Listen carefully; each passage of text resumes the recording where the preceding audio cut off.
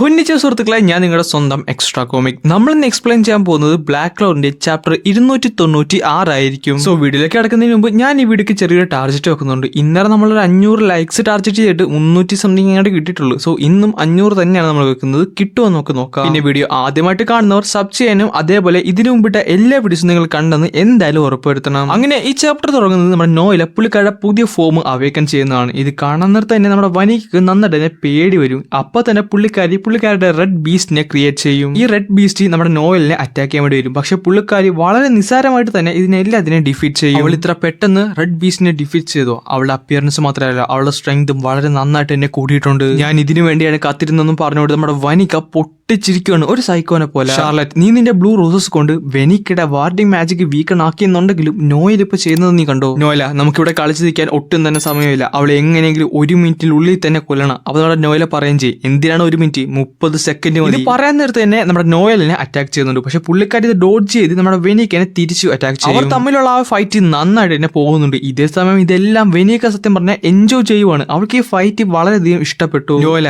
നിന്നെ ഇപ്പോൾ കാണാൻ നിർത്ത്. എനിക്ക് എന്റെ പണ്ടത്തെ കാര്യമാണ് ഓർമ്മ വരുന്നത്. എത്ര വർഷമായെന്ന് എനിക്ക് ഓർമ്മയില്ലായിരുന്നു. എന്തായാലും ഒരു കാര്യം ഉറപ്പാണ്, അന്ന് ഞാൻ ഏകദേശം മെഗിക്കുള്ള ഹോസ്റ്റ് ആയതേ ഉള്ളായിരുന്നു. എനിക്കാണെങ്കിൽ പുതിയതായിട്ട് കിട്ടിയ ആ ഒരു ഡെവിലിന്റെ പവർ എങ്ങനെയെങ്കിലും യൂസ് ചെയ്യണമായിരുന്നു. അതിനൊരു ഭയങ്കര ത്വരയായിരുന്നു. അങ്ങനെയാണ് സ്പേഡ് കിണ്ടത്തിൽ ഒരു സ്ട്രോങ്ങർ ആയിട്ടുള്ള വുമൺ ഉള്ള കാര്യം ഞാൻ അറിയുന്നത്. പിന്നെ ഒരു ഫ്ലാഷ് ബാക്ക് ഫൈറ്റിലേക്കാണ് പോകുന്നത്. അവിടെ നമ്മുടെ വെനിക്ക് പറയുന്നുണ്ട്, നിന്റെ മാജിക്കും അതേപോലെ തന്നെ എന്റെ മാജിക്കും വളരെയധികം ഫാസിനേറ്റിംഗ് ആയിട്ടുണ്ട്. എനിക്ക് ഇനിയും കുറേയൊക്കെ കാണണം. അന്ന് വെനിക്ക് ഫൈറ്റ് ചെയ്യുന്നത് മറ്റാരോടുമില്ല, നമ്മുടെ നോലയുടെ അമ്മയോടാണ്. ഇതേ സമയം പുള്ളിക്കാരുടെ സൈഡിൽ ഒരു കുറ്റിക്കാലിന്റെ സൈഡിലായിട്ട് നമ്മുടെ നോസലും അതേപോലെ നോയിലും ഉണ്ടായിരുന്നു. നോയൽ അപ്പൊ കുഞ്ഞാണ്. അപ്പൊ തന്നെ വെനിക്ക് അവിടേക്ക് വരും. എന്തുവാണ് നീ കാരണം ഞങ്ങളുടെ ഫൈറ്റ് ഇപ്പൊ ഇന്ററപ്റ്റ് ആയ കണ്ടില്ലേ? അതുകൊണ്ട് നിന്നെ തന്നെ ആദ്യം അങ്ങോട്ട് കൊന്നേക്കാം. ഐസർ, ഇത് നിന്റെ കൊച്ചാണോ? എന്തിനാണ് ഇതിനൊക്കെ നോക്കി വളർത്തുന്നത്? നിന്നെ പോലെ സ്ട്രോങ്ങർ ആയ വുമന്റെ ഇടയ്ക്ക് ഇതേപോലുള്ള സാധനങ്ങളൊക്കെ ഉണ്ടെങ്കിൽ നിന്റെ പവറിനെ നന്നായിട്ട് തന്നെ ബാധിക്കും. മിണ്ടി പോകരുത് നീ വെനിക്ക. ഈ ലോകത്ത് തന്നെ ഏറ്റവും സ്ട്രോങ്ങസ്റ്റ് ഉള്ള കാര്യം നിനക്ക് എന്താണെന്ന് അറിയാവോ? അത് ഒരമ്മക്ക് തന്റെ കുഞ്ഞിനോടുള്ള സ്നേഹവും അതിനെങ്ങനെ പ്രൊട്ടക്ട് ചെയ്യണം എന്നുള്ള വില്ലുവാണ്. ഇതും കണ്ടുകൊണ്ട് വെനിക്ക ഇനി അന്തം വിട്ട് നിൽക്കുവാണ്. പുള്ളിക്കാരിക്ക് ഈ ഐസർ എന്തോ പറയണമെന്ന് മനസ്സിലായില്ല. പക്ഷെ അടുത്ത നിമിഷം തന്നെ വെനിക്കയുടെ വയറ്റത്തൂടെ ഐസർ പുള്ളിക്കാരുടെ സോഡ് കുത്തിയിറക്കും. എന്നാൽ അപ്പൊ തന്നെ വെനിക്ക പുള്ളിക്കാരുടെ കേസ് വാൻഡറി മാജിക് യൂസ് ചെയ്യുന്നുണ്ട്. അതേസമയം തന്നെ മെഗിക്കുള്ള പുള്ളിക്കാരോട് പറഞ്ഞിട്ടുണ്ട് അവിടുന്ന് ഓടിപ്പോക്കോളാം. കാരണം നല്ലൊരു ലീത്തലുള്ള വൂണ്ടാണ് വെനിക്കൊക്കെ അന്ന് കിട്ടിയത്. ആ ഒരു ഓർമ്മയാണ് ഈ ഫൈറ്റിന്റെ ഇടയ്ക്ക് വെനിക്കൊക്കെ തിരിച്ചു കിട്ടിയത്. എന്നിട്ട് പുള്ളിക്കാരി പറയുകയും ചെയ്യുന്നുണ്ട്, നീ വാ